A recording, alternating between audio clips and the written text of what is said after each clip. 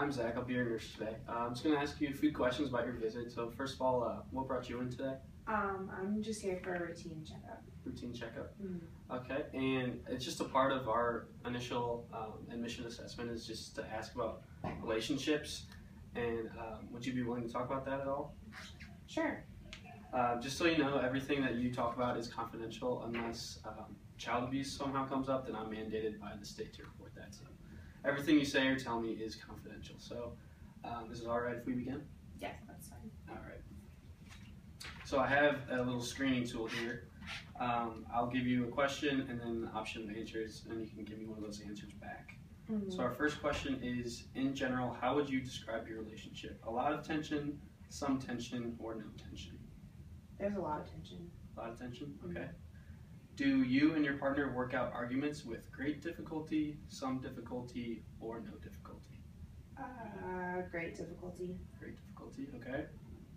Do arguments ever result in you feeling down or bad about yourself? Often, sometimes, or never? Often. Often. Do arguments ever result in hitting, kicking, or punching? Often, sometimes, or never? Sometimes.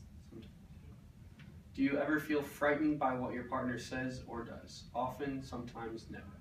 Sometimes. Sometimes. Has your partner ever abused you physically? Often, sometimes, or never? Sometimes. Sometimes. Has your partner ever abused you emotionally? Often, sometimes, or never? Sometimes. Sometimes. And last question, has your partner ever abused you sexually? Often, sometimes, or never? Sometimes. Okay, thank you for being honest with me. I appreciate your time answering those questions. So I heard you say almost positive responses to all those questions. So would you be willing to tell me a little bit more about your relationship? Yeah. My husband and I, we just get in arguments sometimes because, well, recently I applied to night school and I said I was going to go no matter what, and he didn't like that answer. So it's kind of escalated from there. Yeah, I noticed you have bruises and stuff like that, so I'm kind of concerned for your health, and I care about your well-being. So do you know why he reacts like that at all or anything?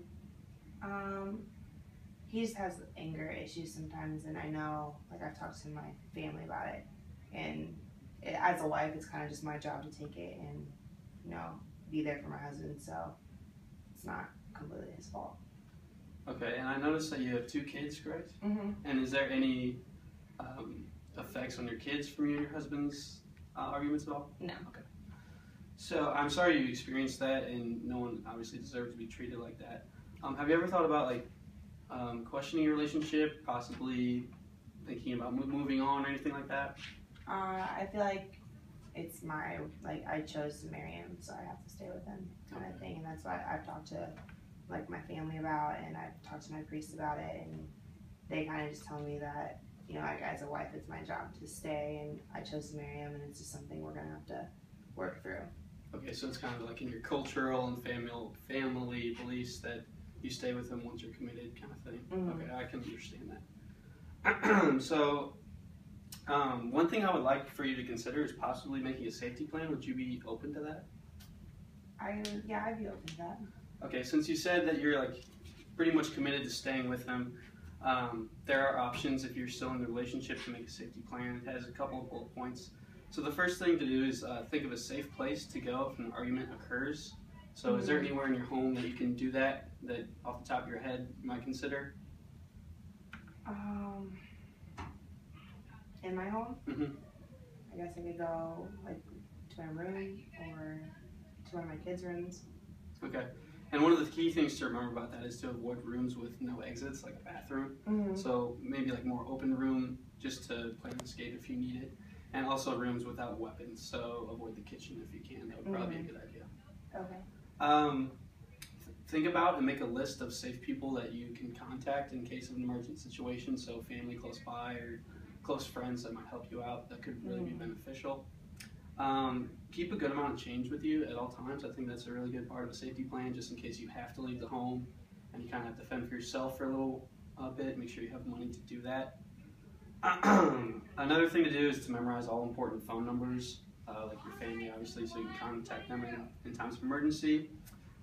Establish a code word or sign so that family, friends, or coworkers know when to call for help for you, and that also protects you from any dangerous situation. And then lastly, a beneficial point would be to think about what you will say to your partner if he or she becomes violent. So that'd be really beneficial. Okay. So you can keep that, and I'm going to give you this. All right, you guys are done.